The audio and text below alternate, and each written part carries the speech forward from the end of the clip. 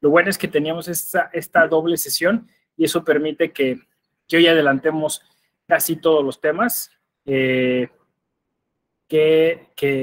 en este caso pues tiene que ver con las reglas específicas, las reglas que se han generado dentro del proceso electoral para el tema de los pueblos y comunidades originarias, ¿no?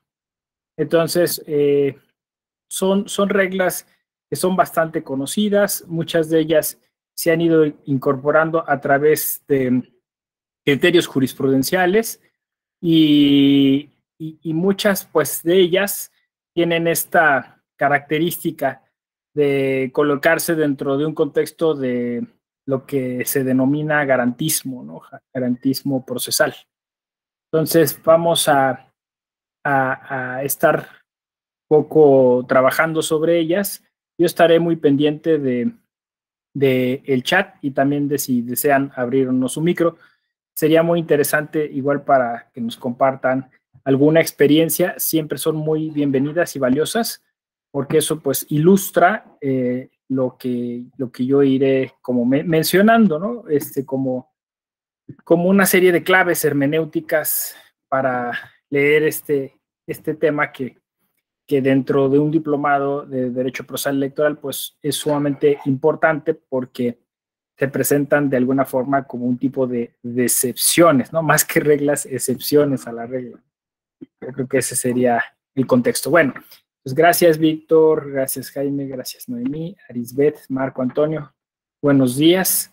Igualmente les deseo una muy feliz semana, que sea una gran semana para todas y todos. Sábado recio. Entonces, bueno, primero que hay que comentar es que se trata de una perspectiva distinta. O sea, el hecho de que a estas reglas hayamos llegado vía interpretación judicial, nos habla pues justamente de unas reglas muy particulares que tienen que ver con una interpretación distinta a la que tradicionalmente se aplica, ¿no? O sea, ya sabemos, creo que es un lugar común en esta cuestión que denominamos formalismo o legalismo, que se les coloca esos sufijos porque se entiende que es un exceso de algo, ¿no? O sea, obviamente dentro del derecho procesal el principio de legalidad es uno de los más importantes, pero también entendemos que cuando se pone en un contexto de interpretación constitucional, el principio de legalidad tiene que interactuar o incluso a veces hasta ser derrotado por otros principios constitucionales, ¿no? Y quizá el más importante pues sea el principio pro persona. Entonces, básicamente, ahí diríamos una cosa muy, muy sencilla y es que las personas están antes que las reglas, ¿no? Las personas están antes que el derecho. Y eso, aunque pareciera una obviedad, no lo es tanto, ¿no? Muchas veces se coloca digamos, por delante esta idea de la pues, conservación, de la integridad, de la seguridad del derecho, cuando es evidente pues, que el derecho es un instrumento social como muchos otros instrumentos y que cumplen una función de medio, ¿no? O sea, no son el fin, o sea, el fin último no es cumplir con el derecho, el fin último es que el derecho ayude a que las personas alcancen su autodeterminación, que las personas accedan a los bienes y servicios, que las personas puedan ejercer sus derechos, que las personas cuenten con sus libertades, ¿no? Entonces eso hay que dejarlo claro, ¿no? Porque, insisto, dentro de un diplomado sobre proceso, obviamente siempre vienen como estas imágenes a nosotros de, pues, la idea justo de proceso, pues es una idea de ajustarse a una serie de pasos, ¿no? Una serie de requisitos, una serie de formalidades. Ese es el tema. Entonces, aquí estamos hablando de otra cosa. O sea, estamos hablando de un intérprete constitucional que se constituye como garante de derechos y libertades y entonces utiliza a la ley como un instrumento para lograr eso. Si la ley no le funciona, entonces irá a buscar alguna otra fuente, algún otro insumo que le permita sustentar pues ese ejercicio de protección. Dicho así, incluso yo sé que puede resultar hasta polémico, ¿no? O sea, ¿cómo que va a buscar, no? El juez tiene que cumplir con la ley, el intérprete tiene que cumplir con la ley y ya, ¿no? El tema es que por encima de la ley está la Constitución y junto a la Constitución o por ahí más o menos cercanos están los tratados internacionales, ¿no? Entonces, además de la propia interpretación que el propio juez constitucional hace de todo este entramado y se constituye también como una norma, es decir, la jurisprudencia como una norma que deriva de la interpretación de ese ordenamiento constitucional. Entonces, básicamente estaríamos hablando aquí de la idea de derecho procesal constitucional electoral o derecho electoral procesal constitucional, ¿no? Como lo quieran ustedes ver. Entonces, en este sentido, más que hablar justamente de instrumentos, adjetivos para materializar la Constitución, estaríamos hablando de esa parte interesantísima, importante, que implica la interpretación constitucional. La interpretación constitucional respecto del proceso electoral, vamos armando ahí las frases muy cautelosamente, es ese derecho que se va formulando justo de la interpretación constitucional para generar un proceso nuevo, distinto, social, un proceso... A mí me gusta también esto, ¿no? Seguro que no se los han dicho en otras clases, pero me encanta hablar en los contextos como un diplomado de Derecho Procesal, de tratar de aportar a la idea de proceso, ¿no? O sea, me parece que el proceso está muy acotado. Lo voy a explicar, ¿no? O sea, es decir, y creo que esto es fundamental para porque luego cuando yo diga, es que en el caso de pueblos y comunidades originarios, los plazos y términos a veces no cuentan. Si yo digo eso en este minuto 12, les va a sonar extrañísimo, ¿no? Pero después de lo que yo diga, les va a sonar muy coherente.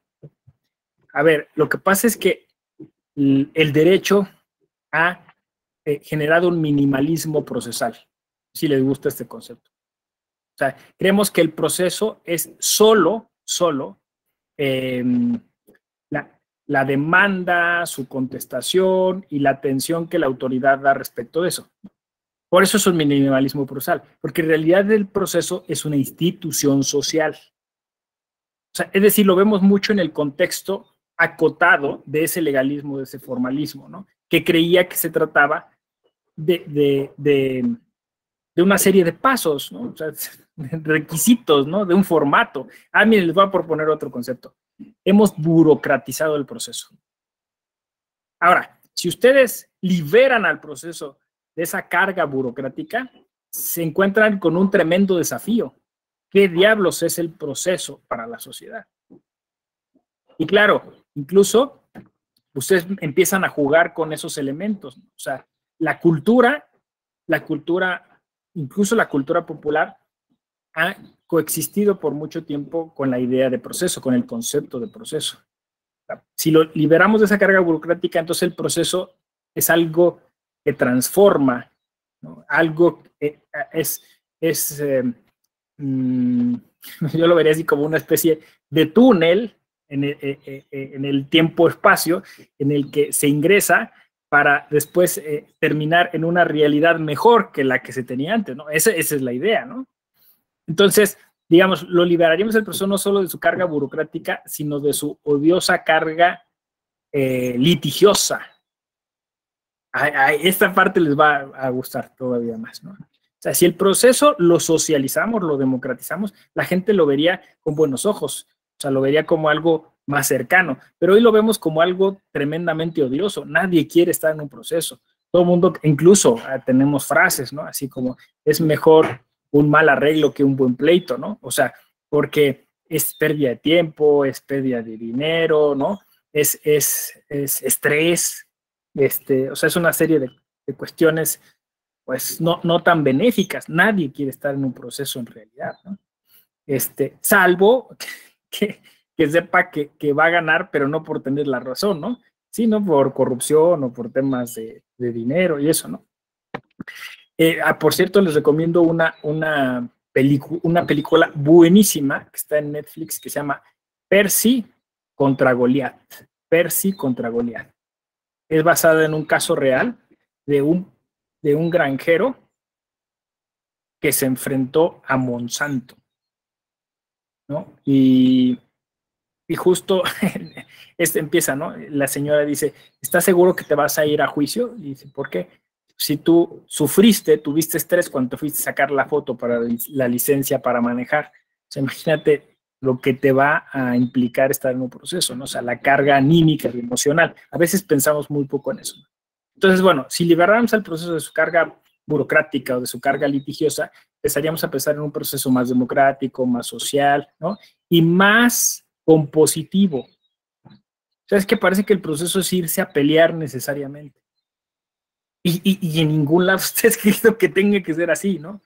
Claro, uno dice, bueno, es que para eso están los medios alternos de solución de conflictos, pero volvemos a nuestro formalismo. O sea, como si fueran cajones distintos, como si el proceso no pudiera contribuir a una cultura de la paz, o como si el proceso no pudiera tener, insisto, esta carga más social. Entonces, si tiene esta carga más social, el proceso no solo afecta a las partes, afecta a todo mundo. Si los procesos están mal hechos, si los procesos están cargados de corrupción, no es un problema solo para quien interviene en el proceso, es un problema para todos. Yo siempre he creído que hay una, vamos a llamarla así, perversión en la idea de justicia occidental, que en algún momento la historia se desvió de esta visión, ¿no? O sea, jamás se dijo que el dar a cada uno lo suyo implicaba solo dos partes. Hay siempre una tercera parte implicada en el proceso. A ver quién me dice. Hay siempre una tercera. Esta triada de demandante, demandado, juez, es una ilusión. Es una ilusión malvada, perversa, como digo yo, ¿no? Porque siempre hay alguien más que tiene una expectativa de justicia. Y eso está en todos lados. O sea, está en los diálogos platónicos, en Aristóteles, cuando habla de justicia distributiva, ¿no? O sea, ¿por qué creímos que el dar a cada uno lo suyo era solo darle a dos partes? ¿Quién es la tercera parte? Exacto, Samaria, la sociedad. La sociedad está expectante, tiene una expectativa de que cada uno de esos procesos salga bien. Y entonces este minimalismo lleva a pensar, pues no, si yo me equivoco como juez, me equivoqué solo con estas dos partes, ¿no? Con esta parte, ¿no? Y la otra cosa está ahí en esto que les digo, de la litigiosidad del proceso. Uno gana y otro pierde. Y no necesariamente. No necesariamente. Porque los dos de alguna manera perdieron, ¿no? Tiempo, dinero, perdieron salud emocional, algo perdieron.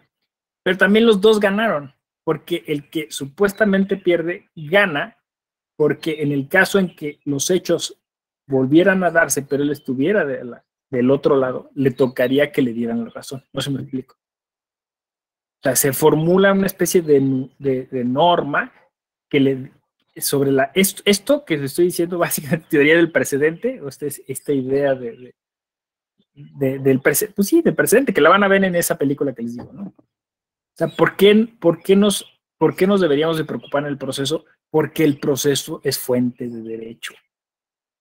No es solo un espacio de animadversión o de pelea o de conflicto, ¿no? Es un espacio de creación de derecho. ¿Sí? Más o menos. Y estoy solo dando unas pistas, unas claves así, ¿no? De manera muy intuitiva. Yo creo que si ustedes ya me agarraron la idea, verían que estamos en posibilidad, por eso les dije, es un desafío tremendo, de resignificar el proceso, de hacerlo otra cosa. Entonces, bueno, en algunos casos,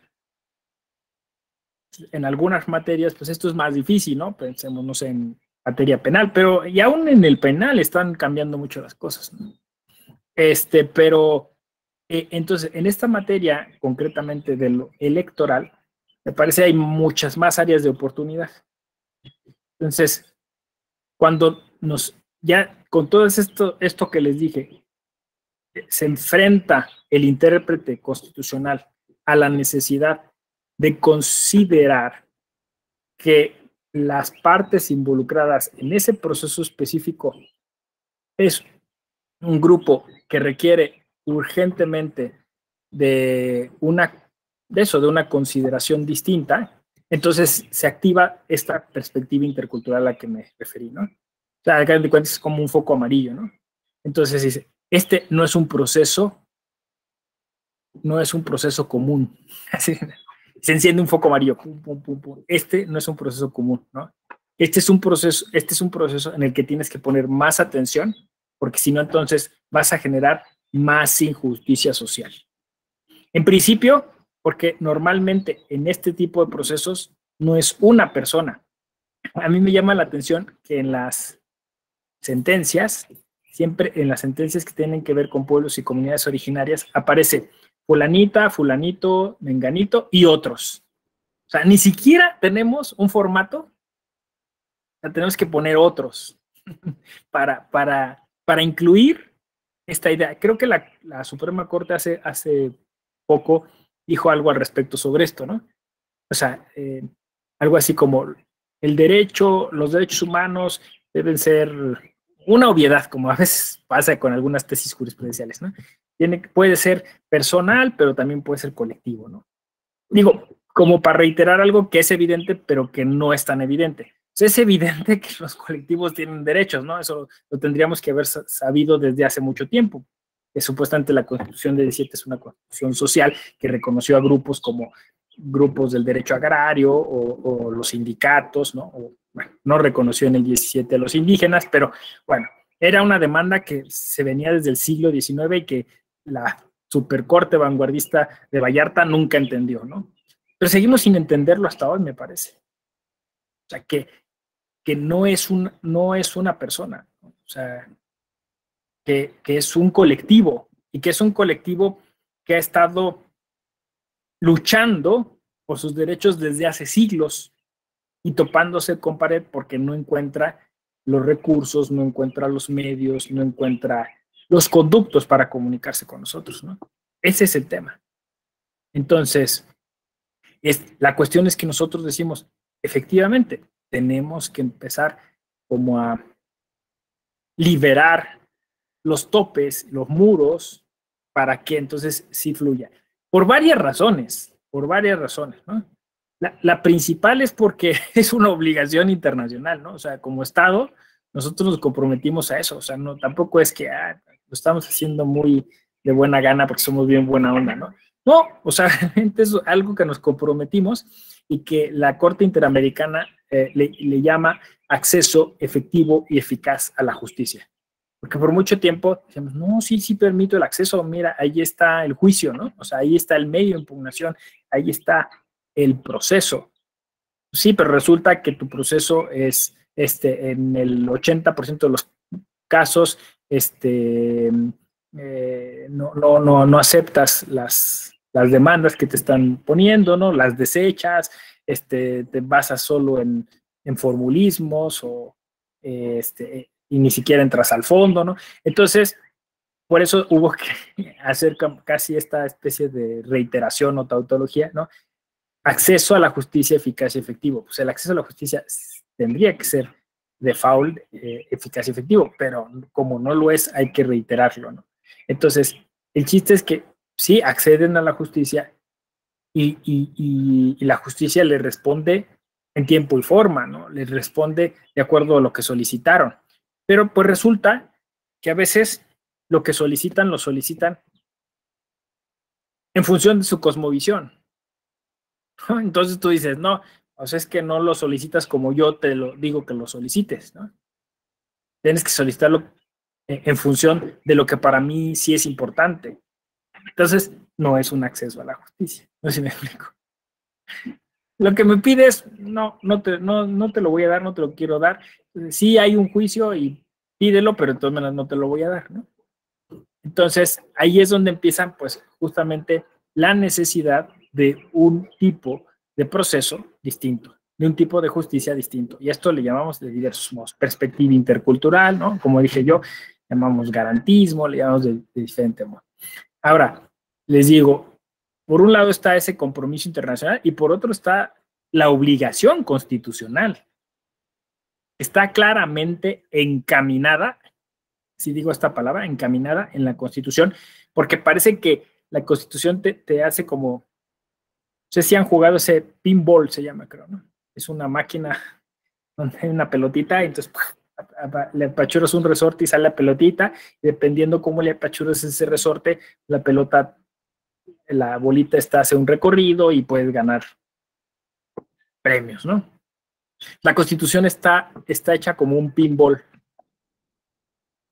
O sea, el resorte son los primeros artículos. Si tú te vas a internar en la interpretación constitucional, te internas a través de los primeros artículos. ¿Y qué creen? El primer artículo habla del principio pro persona, básicamente dice, intérprete constitucional, cuando vayas a otorgar o denegar justicia, considera que los que están delante son personas, no son números de un expediente, no son objetos que tú puedes, no, son personas. Personas que tienen una historia de vida, que tienen unas necesidades, que tienen una expectativa y que es tu obligación como servidor público poner atención en eso. Eso dice el artículo primero. Y el impulso del resorte sigue ese curso. Artículo segundo.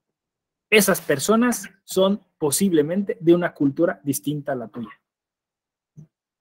Entonces, si les vas a permitir el acceso o no se los vas a permitir, si les vas a dar justicia, tienes que hacerlo en función de su cultura. Eso dice la Constitución. O sea, no es una pose mía, no es algo que yo hoy lo tengo. Eso es, y así está hecho. Pues no veo de otra forma en que si está así el impulso, la ruta constitucional, pues sea o no que nos encontremos con alguien distinto a nuestra cultura, en cada caso hay que hacer esa pregunta. ¿Sí me explico? ¿Estaré delante a alguien que pertenece a una cultura distinta a la mía y que requiere de una atención distinta? Esa es la pregunta. Claro, entonces aquí empieza pues todo como nuestros choques mentales, porque a nosotros nos dijeron, no, pero y la igualdad jurídica, y todos somos iguales ante la ley, distinta, un trato distinto, pero eso no es discriminación positiva. No sé, o sea, eso es lo que está ahí escrito. Insisto, no es algo que yo tenga hoy por moda decírselo, ¿no? Esa es la idea. Esa es la idea. Entonces, claro, si tú atiendes, digamos, a este impulso constitucional, como le llamé, entonces te das cuenta que ahí hay un área de oportunidad tremenda, porque si son distintas esas personas y su forma de acceder a la justicia es distinta, entonces, ¿hasta dónde tienes que abrir el abanico para permitir ese acceso a la justicia? No sé si me explico. De verdad, o sea, ¿hasta dónde lo tienes que abrir? Y en el Tribunal Electoral, incluso eso ha hecho pensar, pues casi hasta ir a las casas, ¿no? A tocarles, decirles, oiga, ¿tiene usted problemas con algunos de sus derechos político-electorales en los que les podamos ayudar? ¿Les parece exagerado o ridículo? Puede ser, pero la Constitución lo permitiría, ¿eh? Les digo, en el Tribunal Electoral nos hemos hecho esa pregunta y tan nos la hemos hecho que dijimos, bueno, pues vamos a crear una defensoría, porque si no vamos, no van a venir. Si no vamos, no van a venir. ¿Hasta dónde? Vuelvo a hacer la pregunta, ¿no? ¿Hasta dónde? Y entonces, pues fíjese que sí intenté venir, pero pues está re lejos. Yo hago, no sé, 2 días a caballo y luego tengo que tomar una camioneta de redilas y de ahí un autobús, ¿no? Y eso pues implica 15 días de lo que yo gano en el campo, ¿no? Entonces, por eso ve lo que les decía, ¿no? ¿Tendríamos que tener una consideración especial en cuanto a plazos y términos? Y entonces, esas preguntas se las ha hecho el tribunal, ¿no?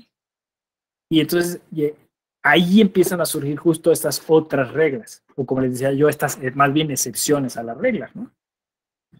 Entonces, en algunos casos, pues va a ver que efectivamente hacer más accesible la justicia, justo eso, ¿no? Ampliando plazos, ampliando términos, generando algo que conocemos en el ámbito procesal que llamamos suplencia de la queja, y incluso se ha llegado a decir suplencia de la queja absoluta. Suplencia de la queja. Híjole, o sea, casi les tengo que redactar. Pues es que en principio, pues ellos no manejan al 100% nuestro idioma. Entonces tengo que conseguir un intérprete. ¿Sí me explico? Y entonces ahí empiezan o sea, justo de la necesidad han surgido las propias reglas.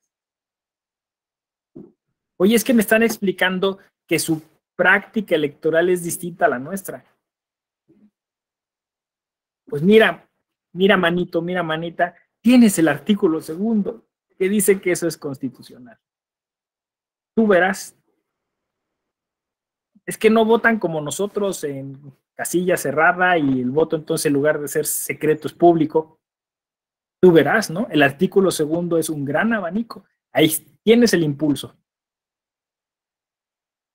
Ay, pero es que luego esa práctica electoral, o esa práctica de sus derechos políticos electorales en la comunidad, a veces es vejatorio o viola derechos políticos electorales de otros miembros de la propia comunidad. Justo por eso, o sea, estamos hablando de interpretación constitucional, ¿no? ¿Cómo le vas a hacer para armonizarlo? Y insisto, o sea, ya han pasado muchos años y pues esto ha generado mucha experiencia, ¿no? Ah, pues lo voy a hacer por sentencia. ¿Seguro? Si lo haces por sentencia, vas a terminar luego generando más conflicto, más violencia, ¿no? Sí, es que no han entendido que tienen que hacer participar a sus mujeres. Vamos a mandarles una sentencia para que se estén quietos y aprendan, ¿no? Y bolas, ¿no? Ahí tenemos las Juanitas y tenemos otros casos paradigmáticos. Pues no, es que entonces no es el procesalismo tradicional.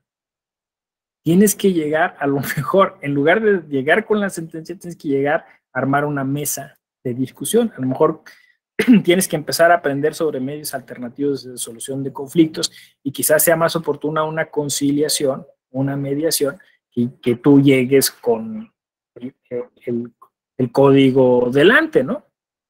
O sea, o que llegues con la ley, ¿no? De medios de impugnación o con la Constitución, ¿no? O sea, estrategias. O sea, casi el procesalismo que deriva, el proceso que deriva de la visión intercultural, parecería que tiene que ser casi como litigio estratégico, ¿no? O sea, sí, estrategias distintas, recursos distintos, incluso un operador del derecho distinto. En principio menos formalista. Imagínense que todo esto se hace, no, es que la ley dice, no, pues ya, tronó todo, ¿no? O sea, entonces se requiere incluso de un operador, de una operadora jurídica con un cariz absolutamente distinto. Insisto, en la práctica es donde está surgiendo constantemente pues todas estas preguntas, ¿no? Ya me acerqué o ya se acercaron y me están diciendo, bueno, que quieren tener esta consideración distinta. ¿Son indígenas? Y empieza la pregunta, ¿no? Es como estamos haciéndolo como un mapa, ¿no? O sea, en lugar de así de listarles los requisitos y las reglas y las excepciones, estoy tratando como de contar como una especie de historia, ¿no? Minuto 1, ¿no? De los procesos que tienen que ver con lo intercultural. Minuto 1, se está acercando esta persona y me dice que es indígena, ¿no? Y yo tengo que tener esa consideración distinta. ¿Cómo sé que sí es indígena? Híjole, ¿no? Y ahí empezaron las broncas. Empezaron las broncas, ¿no? Claro, insisto, el procesalismo tradicional, diría, ¿no? Tema de personalidad, ¿no? Personalidad y no sé qué cosas, y empiezan a teorizar eso. Sí, pero aquí el tema es que, o sea, es muy complicado porque, pues, incluso en esa interpretación integral que tenemos, ¿cómo le vamos a hacer? Porque eh, puedes caer en un tema de discriminación, ¿no? Entonces, bueno, a ver, surgió entonces esta primera idea que se llamaba autoadscripción. Pues muy fácil que él te diga, que ella te diga, que ellos te digan, ¿no? Ah, bueno, a ver, nosotros nos autoescribimos como indígenas.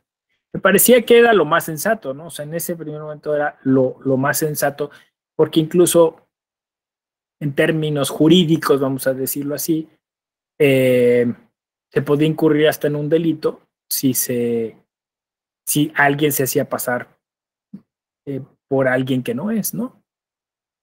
Pero bueno, como todo pasa en este país, alguien se encargó de hacerse pasar por indígena y entonces empezaron los problemas, ¿no?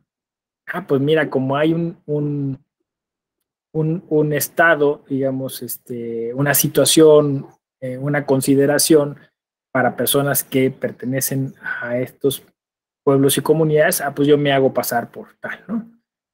Normalmente, bueno, estas cosas en la gran creatividad para hacer cosas malas que luego tienen los partidos políticos, ¿no? Sí, mira, parece indígena, ¿no? O vive cerca de una comunidad indígena, o de sus padres fueron indígenas, hazlo pasar, ¿no? Pues indígena y ahí vemos, ¿no?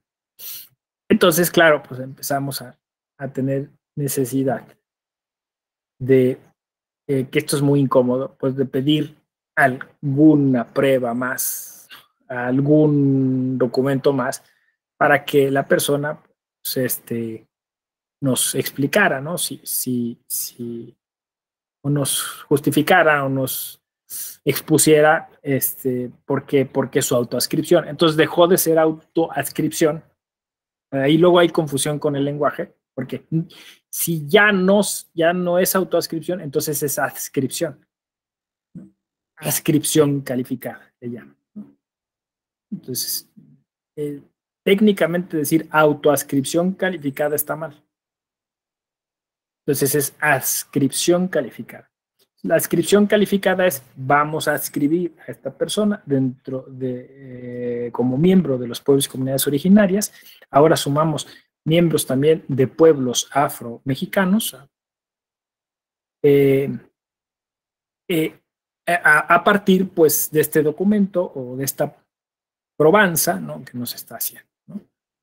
Y claro, seguimos todavía discutiendo sobre ese asunto porque no es tan fácil, porque justo la migración, los movimientos, los desplazamientos, pues están generando que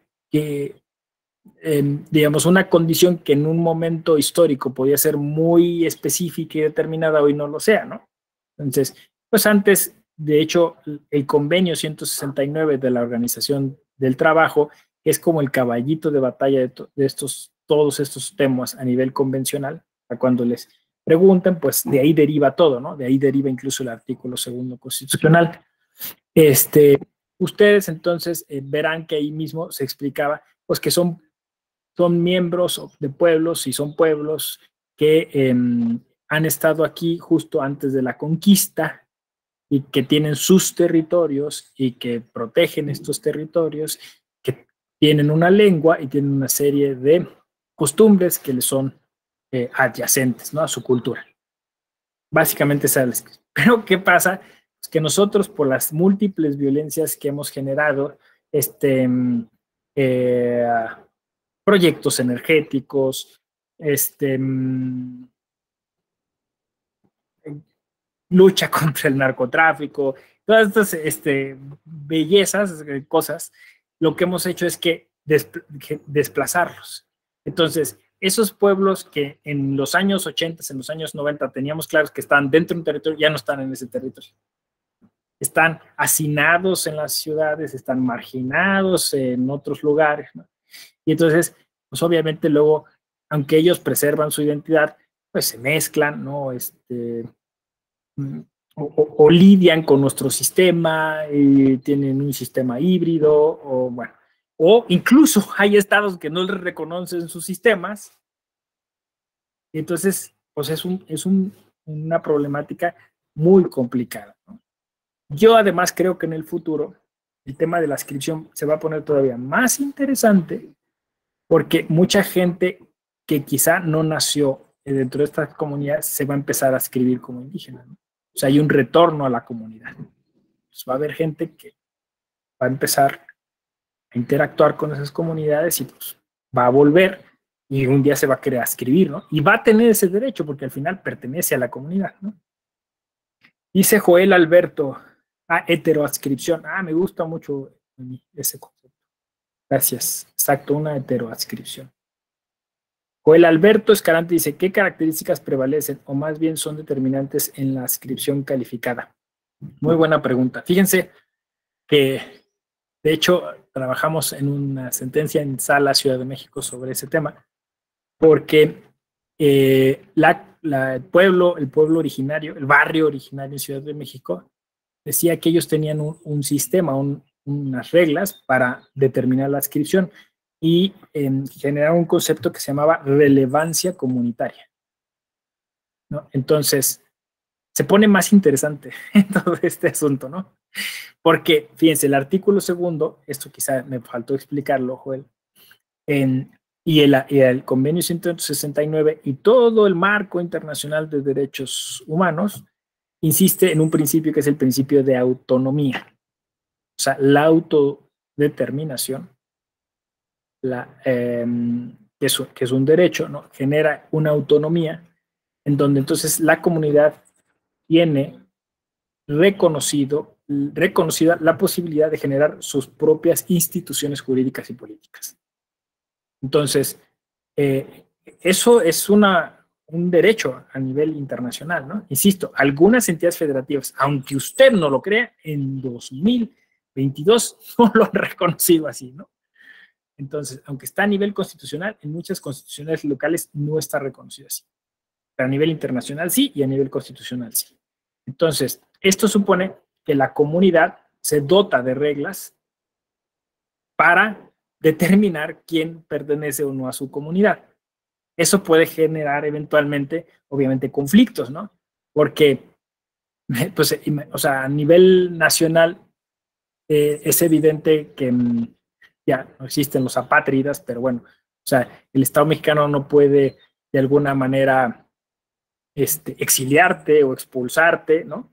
Las comunidades indígenas sí puede pasar esto, porque pues una de las reglas de la comunidad indígena es que las personas que pertenecen a la comunidad tienen que dar muestras de su apego, de su buena voluntad de pertenecer a la comunidad, ¿no? Nosotros lo perdimos hace mucho. En algún momento en la teoría política eso sí era necesario, o sea, es decir, eso lo llamábamos patriotismo, lo decíamos de muchas formas, pero la comunidad indígena, que es más pequeña todavía, eso sí funciona. Es decir, los miembros de la comunidad tienen que demostrar que tienen interés en pertenecer a esa comunidad, ¿no? Fíjense que ese tema está, de alguna manera, está entre líneas en el tema de los derechos político-electorales de quien está en prisión. Ese tema está ahí, ¿no? Es decir, la pregunta es, una persona que delinquió, obvio, y se le condenó por ese delito, porque entendemos que por la jurisprudencia del Tribunal Electoral, quien está en prisión preventiva, pues obviamente por el principio de inocencia, no debería perder sus derechos político-electorales, pero quien dijo, a mí me vale la sociedad mexicana un cacahuate y yo delinco, ¿no? Entonces, esa persona de alguna manera debería perder sus derechos político-electorales porque demostró que no le interesa lo político, es una pregunta, ¿no? Es una discusión muy interesante. Pero bueno, en las comunidades indígenas dicen, pues si el señor no le interesa, ¿por qué? No hace trabajo comunitario, no viene a la faena, no viene al tequio. nunca ha colaborado con las fiestas patronales, ¿no? Entonces está dando muestras que no quiere estar aquí. Y entonces nosotros, con nuestro derecho occidental, dices, sí, pero no le puedes impedir su derecho a votar y ser votado. Entonces se contrapone con el artículo segundo, porque el artículo segundo dice que las comunidades pueden determinar que un requisito para participar políticamente, pues es que demuestras de que tienen interés en la comunidad. Se pone interesante, ¿verdad? Yo les diría, no hay una regla general, ¿no? Este asunto de la relevancia comunitaria, lo que decía es, solo podrán ser candidatas y candidatos quienes hayan tenido relevancia comunitaria. Entonces ahí se empezó a trabajar. Muy interesante en la cuestión intercultural, porque en primer momento la relevancia se vio desde esta postura occidental, pues, ay, a ver, vamos a ver si tiene redes sociales, cuántos seguidores tiene, ¿no? Y no, o sea, la relevancia comunitaria tenía que verse en términos comunitarios, ¿no? Justo como la estoy explicando, como un cierto interés que además no es totalmente rastreable u objetivo, ¿no? Porque, por ejemplo, hay quien decía, yo participé dentro de la comisión de agua, ¿no? O yo reuní firmas. Y la discusión es si eso era relevancia comunitaria, si eso era suficiente. Está interesante, ¿verdad? Yo creo que en un futuro, pues, muchas de estas cuestiones, de estos temas, nos van a servir de insumo para discutir sobre la participación política en las ciudades, ¿no? Porque, claro, donde hay presupuesto participativo, pues muchos de estos elementos de pequeñas comunidades se detonan, ¿no? O sea, los buenos y los malos, ¿no? O sea, se pandilleriza, ¿no? El presupuesto participativo, que es lo que he visto. Piensa, hay que escribir de eso, ¿no? Pandillerismo en el presupuesto participativo. O sea, sí, se hacen pandillas, así, y esos no, y los sacamos, y entonces, se pone el pretexto de que no hay relevancia comunitaria o de que no participan, pero no les dejan participar. No sé, bueno, yo creo que en el futuro estos temas van a ser bien interesantes. Es decir, que lo intercultural se va a ampliar y no va a ser solo a tema, bueno, es lo que llamamos interseccional, no solo al tema de las comunidades indígenas. Entonces, esa es una de las reglas, digamos, que se pone a nivel procesal, que es muy interesante porque pues se tiene que verificar a través de lo que se llama peritaje antropológico, ¿no? O a través de los amicus curiae, ¿no? De los amigos de la corte. Es decir, pues que no es que, como esto todo mucho son valoraciones o ponderaciones o cuestiones subjetivas, es decir, a mí me late que sí tiene relevancia comunitaria, o a mí me late que sí es indígena, o que sí pertenece a la comunidad, o lo que sea. No, no es que tenemos que tener, pues quizá algún sustento, ¿no? Algún estudio, alguna explicación. Es muy interesante, ¿no? A nivel de materia de derecho probatorio, ¿no? O sea, ¿cómo haces para respaldar, pues, es decir, sí, una situación, una conclusión a la que uno llegó de si se le debiera o no otorgar un derecho político electoral a alguien, ¿no? Porque se le considera a partir, pues eso, de lo que dijeron algunos expertos o expertas, o por las múltiples reuniones que se tuvo con la propia comunidad. Y insisto, hay mucho de mediación, ¿no?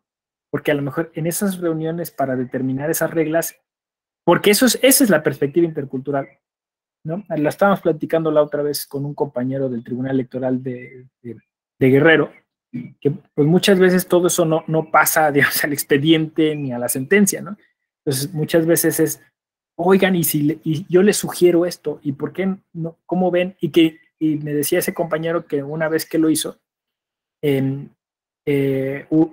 los dos grupos que estaban enfrentados en la comunidad indígena, o sea, él les decía algo así como, tendrán que ceder, ¿no? Cada uno alguna cosa, y que al final sí terminaron cediendo, ¿no? Porque les explicó, pues, que el bien superior era la comunidad misma, ¿no?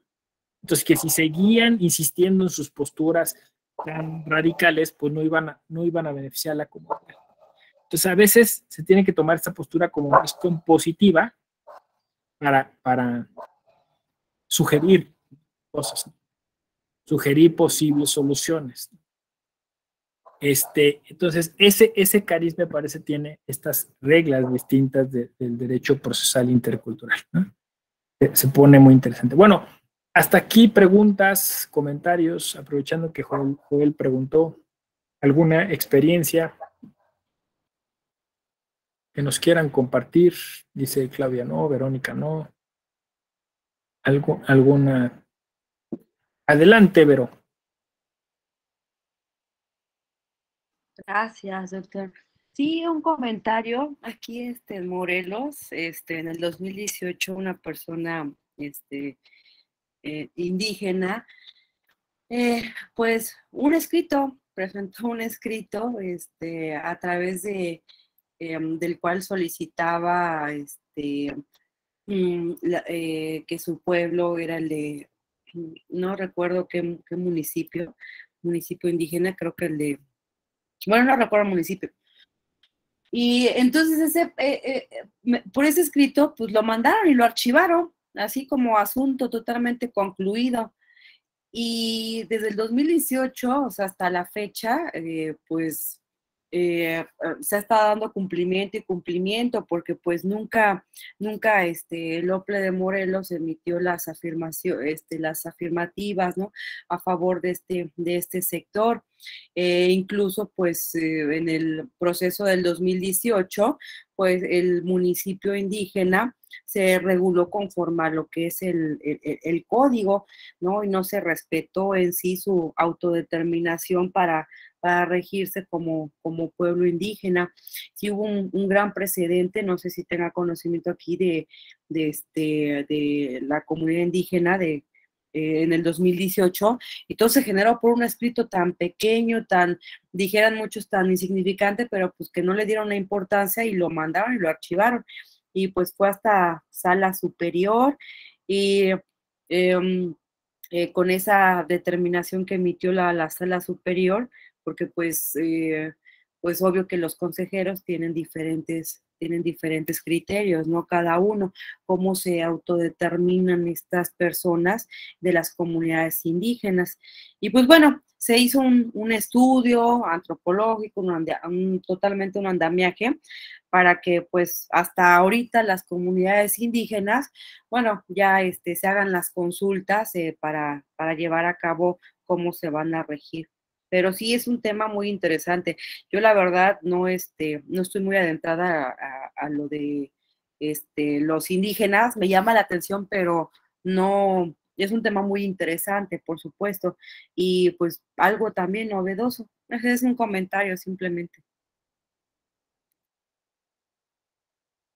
No, justo eso enriquece mucho, Verónica, porque de alguna manera aquí habemos personas de toda la República y así nos vamos como retroalimentando, ¿no? Empapando de esas otras experiencias. Ya lo he dicho muchas veces, como decía Walter Benjamin, ¿no? Es más significativo el conocimiento derivado de la experiencia que el de la información, ¿no? Porque pues la información, como sea, ahí está y la experiencia pues nos ayuda a contextualizar esa información, ¿no? Jaime, adelante. Más que nada es un comentario, porque pues estoy tratando de actualizarme. Ya estamos hablando de adscripciones calificadas por el abuso de esta figura, por lo que entiendo, ¿no? Desde su punto de vista, ¿cree que ocurre lo mismo con las famosas cuotas de los congresos? Ya ve que hay una LGBT, hay algunos de discapacidad y así. Es cuanto de mi comentario. Sí, Jaime, eso es lo de interseccionalidad, que ahora lo podemos explicar también brevemente. Daniel, adelante.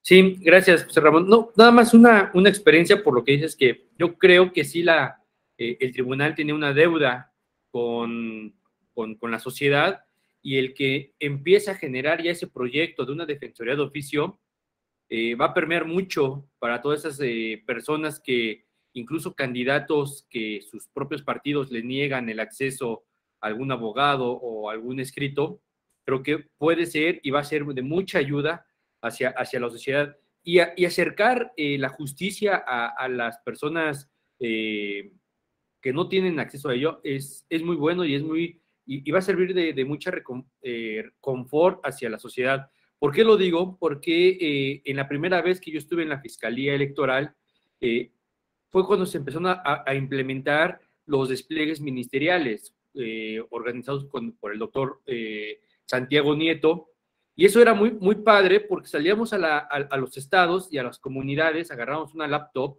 y empezamos a hacer patrullajes, y así recabábamos muchas denuncias de personas que decían, oye, es que yo conozco, sí, comunidades lejanas, recabábamos su denuncia de porque alguien le había condicionado algo o le había quitado su credencial de elector, en fin. Creo que el acercar la justicia a la sociedad y a las comunidades menos protegidas, eso va a ser muy bueno, y creo que va a ser un tema muy padre que se piensa y ojalá se proyecte y se materialice por parte del tribunal. Esa era la participación, nada más, esa experiencia que yo tuve en ese momento de cómo acercábamos la actividad ministerial hacia la sociedad. Gracias. No, gracias a ti, Daniel. Sí, efectivamente, por eso decía yo, ¿hasta dónde, no? Y sí, yo me acuerdo que cuando se creó la Defensoría, pues hubo algunas críticas también, decir, no muchas, ¿no? Pero normalmente, bueno, pues había como buena fe, ¿no? En que esto funcionara. E incluso pues se montó una oficina en Oaxaca, porque Oaxaca era evidente un espacio en el que iba a haber mucho más actividad, y se hacían viajes a Chiapas, porque pues también ahí había muchos asuntos, y me tocó ir a muchos lugares donde básicamente era escuchar a las personas, ¿no? Y muchas veces no tenía que terminar necesariamente en un medio de impugnación, a veces simplemente era escuchar y sugerirles algún acercamiento o facilitarles algún acercamiento, sobre todo cuando eran agencias municipales con la cabecera municipal que había dejado de incumplir algún acuerdo, ¿no? De estos acuerdos que hay muchas veces en las comunidades. Entonces, tienes razón, muchas veces estas estrategias, como las visitas ministeriales que hacía Santiago Nieto, pues pueden ayudar muchísimo. Ahora justo tengo muchas ideas en la cabeza porque cuando, por ejemplo, hablo yo de justicia digital, ¿no? Y entiendo el grave problema que tenemos en México sobre la brecha digital, pero digo que al menos es una solución, porque yo me imagino que, bueno, pues es más fácil para algún miembro de estos pueblos y comunidades acercarse a un lugar donde hay internet que venir hasta donde están las salas regionales, ¿no? Eso es evidente, ¿no? Entonces, bueno, pues en algo ayudará.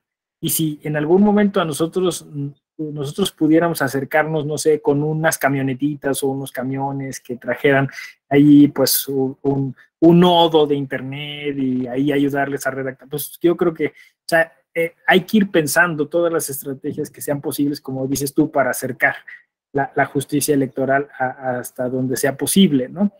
Y justo con eso me ligo a lo que decía Jaime.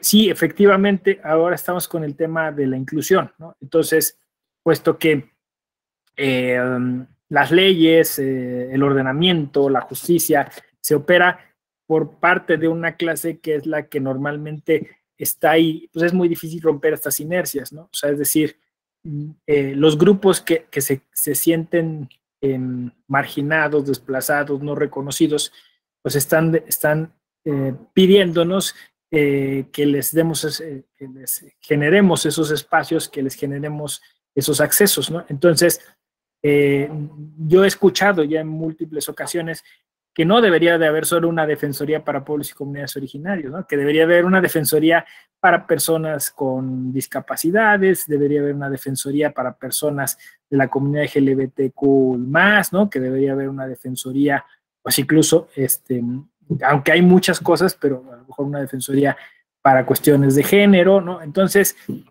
es una pregunta que nos estamos haciendo. Yo sé que luego resulta, así como en el tema intercultural resulta complicado porque es salir de nuestra área de confort y empezar a generar estrategias, pues con estos grupos también es lo mismo, ¿no? O sea, tenemos que salir de nuestra área de confort y empezar a ver cómo generamos esos espacios, cómo generamos esos accesos, ¿no? Hace poco se planteó, o sea, la justicia electoral me parece que en ese sentido está resultando vanguardista. Se planteó hace poco, por ejemplo, un tema respecto de una sentencia también de las personas que viven en situación de calle. Por ejemplo, nadie los tenía en el radar, ¿no? O sea, porque a nosotros pues, nos parece que, bueno, es su elección, vivieron en la calle, y entonces varias personas que viven en esa situación dijeron, no, no ha sido nuestra elección, o sea, vivimos violencia, terminamos así, y las circunstancias nos llevaron a seguir ahí, ¿no? Entonces, el día que yo quiero votar, no puedo, porque no tengo un domicilio. Y entonces nos formuló una pregunta, ¿no? ¿Qué vamos a hacer? Entonces, ese tema es interseccional. O sea, es decir, yo creo que, decía yo, que si seguimos el input del pinball constitucional, después del segundo viene el tercero y después del tercero viene el cuarto, ¿no? ¿Y qué dicen esos artículos en la Constitución? Pues justo esto que estoy diciendo, ¿no? Que además de que ya consideraste que las personas pertenecen a culturas distintas, las personas piensan distinto, las personas tienen sistemas de educación distinto, cultura distinta, y tienen una forma de vivir su sexualidad distinta, ¿no? Y así le vamos siguiendo, insisto, nos vamos adentrando en la Constitución. Básicamente, entonces, vamos teniendo como presupuesto esta manera de vivir el sistema a partir de la consideración que tiene cada persona de cómo debe ser, cómo debe autodeterminarse, ¿no? Dice Cristina Rocío Cato. Entonces, bueno, antes de leer lo de Cristina, entonces eso está pasando, digamos, con nuestro sistema electoral, que está buscando generar lo que llamamos acciones afirmativas o cuotas para permitir que estas personas ingresen, y está pasando con nuestras instituciones, ¿no? Sí, Noemí, adelante. Gracias, doctor. Dios. ¿Sí me escucha? Sí, perfecto, fuerte y claro. Gracias. Okay, gracias. Sí, precisamente coincido con lo que han estado planteando ustedes, mis compañeros y compañeras, en el sentido de que sí es necesario fomentar la cultura de la denuncia, porque además de ponernos, si nosotros no pertenecemos a un grupo de atención prioritaria o estas categorías sospechosas y tenemos dificultades para presentar una denuncia porque nos estamos enfrentando al poder, nos estamos enfrentando a grupos fácticos y eso inhibe la denuncia y nosotros lo vemos, por ejemplo, en el tema de violencia política contra las mujeres. Quienes denuncian normalmente son mujeres empoderadas, mujeres que tienen un respaldo y que se atreven a hacerlo porque saben que hay quien las proteja, ¿sí? Entonces, de repente luego dicen, es que no es representativa esa persona, esa mujer, porque está manejando sus intereses propios y cuando presenta una denuncia por violencia política, en realidad no representa a las mujeres que sufren violencia política, o sea, hasta sufren descalificación por el hecho de presentar la denuncia. Digo, pero es que son las únicas personas que pueden, en este momento y dependiendo de cada contexto, quienes pueden presentar la denuncia. Entonces, yo acá en Tamaulipas tuvimos un caso hablando de los grupos, de otro grupo que es no indígena, sino de la comunidad de la diversidad sexual, de las personas de la diversidad sexual, en donde un partido político impugnó el registro de una persona, de una mujer trans, y la sala superior lo confirmó, o sea, la sala regional, la sala superior, y la razón fue que la autoridad electoral no había valorado correctamente la autoadscripción, porque lo hizo de manera a un requerimiento de la autoridad al partido. Pero había evidencias de que esta persona tenía una expresión de género, pero nosotros como no había precedentes, no queríamos generar molestias a esta persona y tal vez no quedó bien documentado, ¿sí? Por las razones por las que la autoridad lo determinó que sí se acreditaba como una mujer trans. Sin embargo, ya en el tribunal local hubo una magistrada que también, o sea, coincidió con nuestro punto de vista y retomando parte de sus argumentos, creo que también a la sala superior y al tribunal local, quienes habían revocado su registro, faltó una perspectiva de inclusión. O sea, esta persona se decía que era una persona transexual, más no puso transgénero, ¿sí? O sea, en su manifestación. O sea, en este momento, ¿cuántas personas, aún siendo personas de la diversidad sexual, conocen la diferencia entre transgénero, transexual, travesti, trans? O sea, no lo tienen bien claro qué soy, porque, y aparte es de un municipio pequeño. Toda esta falta de perspectiva dejó a esta persona, que después tuve la oportunidad de platicar personalmente con ella, dejó a esta persona a una semana de la elección sin el registro. Bueno, posteriormente se registró en su lugar a su hija adoptiva, ¿sí? Entonces, que era hija, que en realidad es su sobrina, la registró en su lugar, pero le significó a esa persona, para que dimensionemos, una semana de depresión. Dice, no podía salir de mi casa. O sea, para él, ya después de que pasó la elección y todo, sí lo ha visto como algo muy positivo, porque una de las razones por la que no se autoascribió al principio es porque pensó que iba a perder votos por eso, ¿sí? Y luego le dijeron, te tienes que registrar para que cumplamos, porque nosotros habíamos considerado que tú te ibas a registrar como mujer trans. Y a última hora dijo que no porque pensó que iba a perder votos y no le hicieron cambiar de opinión. Cuando se registra y hace toda la campaña como mujer trans, se libera. Su vida es un antes y un después de esa campaña. Entonces, pero esa falta, creo yo, de visión, de interpretar el contexto, de las condiciones, que un escrito, o sea, lo que decían, algo muy burocrático, muy a la ley, muy a la letra, esta falta de perspectiva fue lo que dejó a esta persona fuera. Y aún con todo eso, el partido había obtenido 600 votos en las últimas elecciones, era una diputación, y esa mujer trans, obtuvo 8,600 votos, a pesar de que le habían tirado la candidatura, porque todos sabían quién era en la comunidad y que su hija era su hija adoptiva y que ayudaba a mucha gente, etcétera. Pero yo creo que sí, tenemos que ir más allá de esta interpretación pues literal, ¿no? O de este apego a las normas sin tomar en cuenta a las personas, vaya, y a la comunidad. Gracias, doctor. Gracias a ti, Noemí, porque de alguna forma serviste como gozne para articular todas estas cosas que veníamos diciendo y que hacen mirar ya de frente cómo es que se está requiriendo un operador o una operadora distintas para atender esa problemática y tener estrategias de acercamiento a las personas distintas a las que se han venido teniendo, ¿no? Entonces aquí vamos a decir algunas cosas para, digamos, abonar a esta visión o a esta perspectiva interseccional a la que te has referido, que también tiene que ver con la pregunta de Cristina Rocío Cantú, que es en lo que hace a las cuotas con las que tienen que cumplir los partidos políticos, es posible que se considere una persona de adscripción indígena que también pertenezca a la comunidad LGBTQ y más para cumplir con ambas cuotas. Entonces voy a explicar algunas cuestiones porque digamos es lo que seguiría, ¿no? Después de considerar la interculturalidad, hablando de este pinball constitucional y de este input, este impulso, ¿no? Que tiene que tener el operador y la operadora jurídica para hacer estas consideraciones interseccionales. Lo primero que hay que decir es que desgraciadamente pues sí digo desgraciadamente porque al final requerimos como de una especie de estándares, de requisitos, de formalidades, ¿no?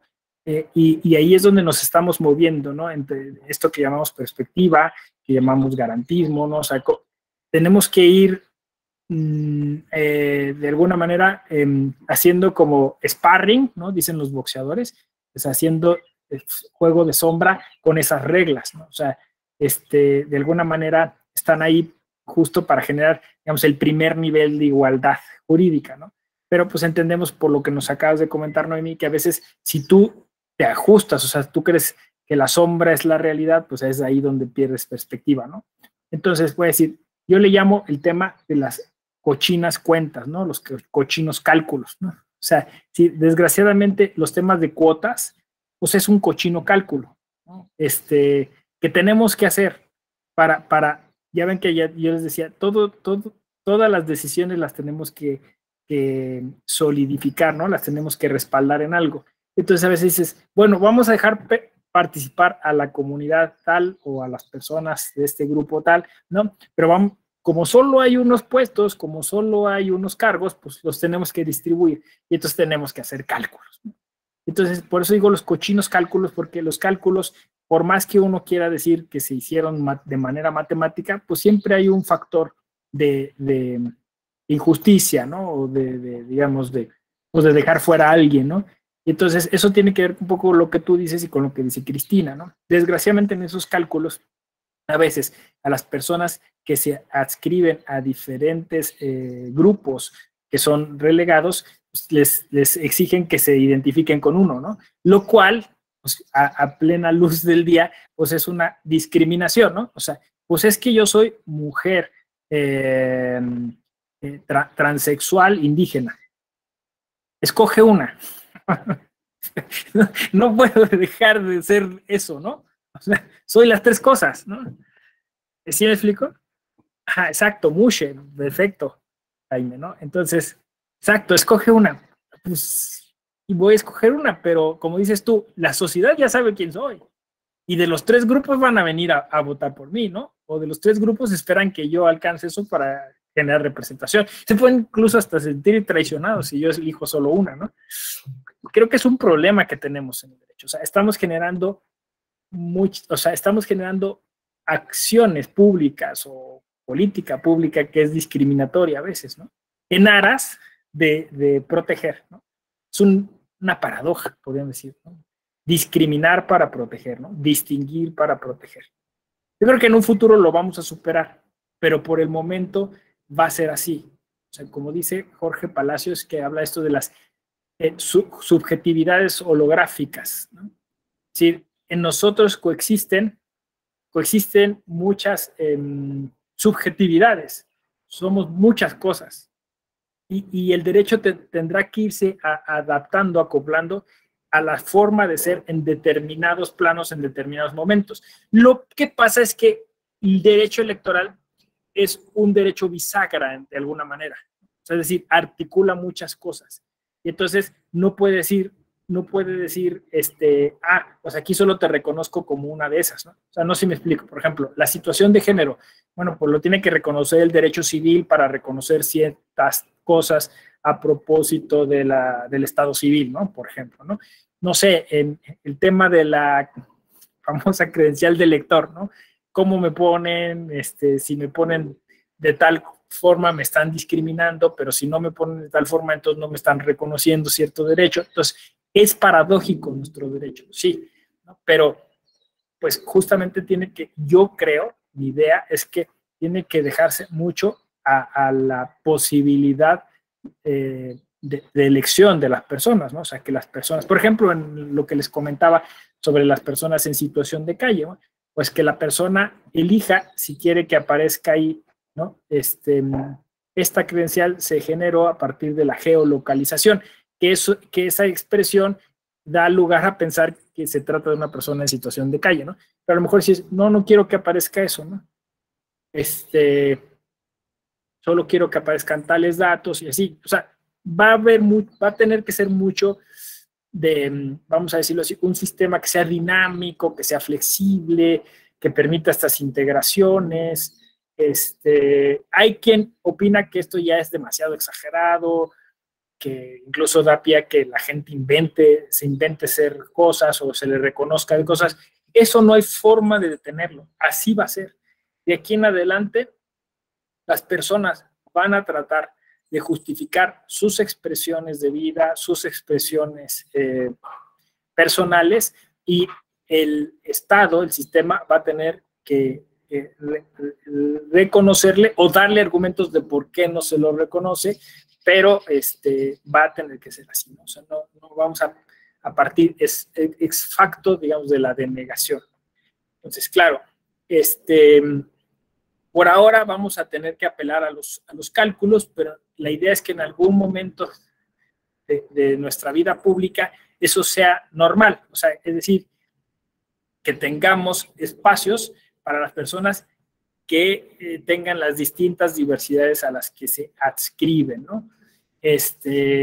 Y yo espero que en algún momento este cochino principio de la desconfianza lo podamos erradicar, porque básicamente eso es todo, ¿no? O sea, pensamos, justo porque hay abuso del derecho, generamos trabas para eso, ¿no? Generamos trabas para eso porque lo pervertimos a veces el derecho, y algo que debía ser positivo, que debía llevar a la protección, terminamos desconfiando de eso, desconfiando de si las personas lo estarán utilizando para abusar de él. Yo creo que eso no vamos a cambiarlo poniendo más candados o haciendo de la adscripción calificada súper calificada, ¿no? Eso es otro tema, o sea, ese es un tema de cultura, es un tema que tenemos que trabajar a través de la educación, de la capacitación, a utilizar el derecho de manera responsable. Creo que ese es un poco como la idea que traigo en la cabeza. Bueno, entonces, eso es por lo que hace, digamos, a la relación o al relacionamiento del sistema, vamos a llamarlo así, mestizo, porque ya he renunciado un poco a hablar de sistema occidental versus no occidental, porque también los sistemas normativos indígenas son occidentales. Hay una confusión ahí, pero bueno, entonces, del sistema mestizo a los sistemas normativos indígenas o comunitarios, ¿no? En donde dentro del propio sistema normativo indígena, aunque por su característica goza de autonomía, tiene que tener también respeto de los demás derechos y de sus integrantes o de sus miembros, ¿no? Yo esto les he propuesto por ahí en un escritito que está en Axis, que pueden revisar, se llama Reconocimiento Dinámico de Derechos. Es mi propuesta, mi humilde propuesta. A ver, ahí les va. ¿En qué consiste este reconocimiento dinámico de derechos? Que creo que aplica muy bien para el derecho procesal electoral. Pues básicamente es que para generar un sistema dinámico, cada persona tiene que reconocer bajo qué privilegios vive y respecto de las demás personas, cómo puede favorecer el acceso a los derechos de las demás personas, ¿no? ¿Por qué? Porque si lo hacemos triangulándolo con el Estado, entonces se genera este derecho egoísta, que también es un escritito que está ahí en Axis, derecho egoísta y derecho electoral. ¿Por qué? Porque entonces nosotros no consideramos, lo que está diciendo un poco la teoría, ¿no? O sea, decir, bueno, hablamos de derechos, pero ¿y dónde diablos están las obligaciones? Entonces, lo dijiste, creo tú muy bien, Noemí, en ese asunto. Creo que comenzaste diciendo algo así como la cultura de la denuncia, ¿no? El problema es que también cuando lo explicaba, la misma clase, o sea, la misma clase política es la que genera el derecho a través de sesgos cognitivos que legitiman y perpetúan los privilegios de esa clase. Entonces, si no hacemos acciones afirmativas, si no metemos las cuotas, si no tenemos un reconocimiento dinámico de derechos, de manera, vamos a decirlo así, implícita, de manera inercial, se está generando un derecho que preserva los privilegios de la clase que está ahí, ¿no? O sea, es decir, por ejemplo, el patriarcalismo. O sea, pues uno puede decir, yo ya tomé tantos cursos de perspectiva de género, no sé qué, pero como son sesgos que están tan introyectados, entonces las decisiones que tomas, las leyes que elaboras, ¿no? A las personas que les das acceso, son personas que son más similares a ti y de manera velada vas perpetuando tus privilegios. Entonces, por eso digo que es un cambio de cultura. Yo asumo mis privilegios y entonces asumo responsablemente mis privilegios y dinámicamente reconozco que otras personas que no tienen los mismos privilegios que yo tienen que empezar a llegar ahí donde estoy, ¿no? Entonces, el varón mestizo tiene que reconocer sus privilegios sobre la mujer mestiza. Los varones y las mujeres mestizas tenemos que reconocer nuestros privilegios por sobre los varones y las mujeres indígenas. Los varones indígenas deben de reconocer sus privilegios por sobre las mujeres indígenas. Las mujeres indígenas deben reconocer sus privilegios por sobre las mujeres lesbianas indígenas o las mujeres con discapacidad indígenas. Y así, ¿sí me explico? Si no, no hay otra forma. Por eso es que, o sea, urge generar ese sistema dinámico de reconocimiento de derechos. Y yo lo asocio mucho a lo que Noemí le llamó eso, cultura de la denuncia, ¿no? Cultura de la responsabilidad social, cultura, yo también en algún momento le llamé emancipación hermenéutica. O sea, no pensar que la Constitución solo la interpretan unos cuantos, todo mundo la interpreta. Y le puede interpretar para restringirle derechos a alguien o para permitirle el acceso a alguien, ¿no? Y ahí, si ustedes lo unen con lo que yo dije al principio sobre la socialización y democratización del proceso, ya encuentran la fórmula completa, ¿no? O sea, el proceso no se administra solo por los operadores jurídicos. En el proceso colaboramos todos y todas. Si hubiera esta conciencia de colaboración, un proceso colaborativo, todo cambia. Porque entonces del minuto uno la gente sabe cómo participar, por ejemplo, del derecho probatorio, cómo participar de la seguridad jurídica, le aportaría, ¿no? No solo, digamos, la clase privilegiada que administra el proceso. O sea, hay que salir casi a gritar de el proceso es un derecho que se llama debido proceso, que todos y todos teníamos que tener, ¿no? Y que todos y todas tenemos que cuidar. Insisto, si un proceso se corrompe, corrompemos de alguna manera parte del sistema. Un poco esa es la idea, ¿no? Ah, claro, Jaime. A ver si lo encuentro. Se los comparto en liga. Conocimiento dinámico de derechos. Pero, maestro, ¿es en ese artículo es donde habla sobre reconocer el privilegio para poder legislar? Ah, perfecto. Mira, hay de hecho una conferencia, copiar dirección de enlace, ya la encontré, pues con calma la pueden escuchar, y la integran o sea, como dicen, para mayor abundamiento. Y luego ya creo que ya la encontré.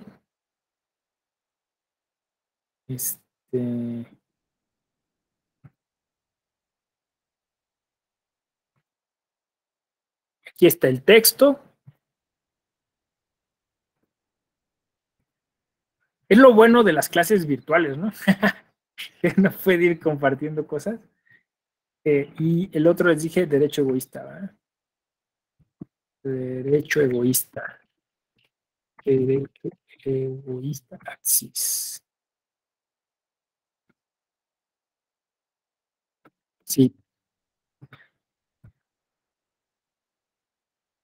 Listo.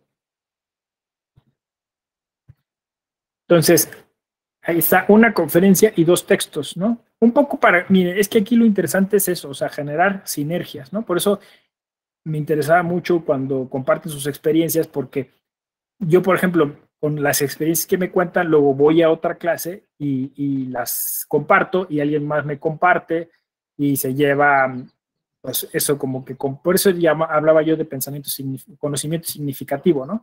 O de ahí salen las entradas de Axis, que básicamente son reflexiones que surgieron en algún diplomado, que les puse yo nombre, que las hago como propuestas, y pues ahí por alguien se le ocurre decir, bueno, ahora vamos a hablar eso, vamos a hacer un escrito o vamos a formular la idea en algún espacio que tenga que ver con esto de la idea de derecho procesal colaborativo, ¿no? O derecho procesal con responsabilidad social, ¿no? Entonces, ya se formula, se articula y vamos todos construyendo, ¿no? La famosa sociedad del conocimiento. Así que si después a alguien de aquí le interesa escribir para Axis, o por ahí tengo yo un blog que se llama Literatura y Justicia, que son entradas de una página sobre algún tema que tenga que ver con la justicia, pues bienvenidas, ¿no? Las entradas tienen mi correo de la Escuela Judicial Electoral o también a través de las redes sociales. Redes sociales me mandan un mensaje, hacemos un hilo, discutimos algo, nos vamos a Space, ¿no? Esa es la idea, ¿no? O sea, que haya un montón de opciones de formación para aprovechar pues la tecnología y todo lo que se pueda en este contexto de la digitalidad. Bueno, hasta aquí dudas, comentarios, quejas, sugerencias, ¿no? Nada, ¿todo bien? Bueno, pues por aquí le vamos a dejar. Yo les agradezco mucho su tiempo, su paciencia, sus experiencias, sus comentarios. Insisto, quedo a sus órdenes y nos vemos en una próxima ocasión. Cuídense mucho. Gracias. Gracias por la clase, maestro. Buen día. Gracias, Ramón. Nos vemos. Gracias, doctor. Buen día. Un placer verlo. Gracias, buena tarde. Bonita semana. Gracias, hasta luego, doctor. Bye, bye.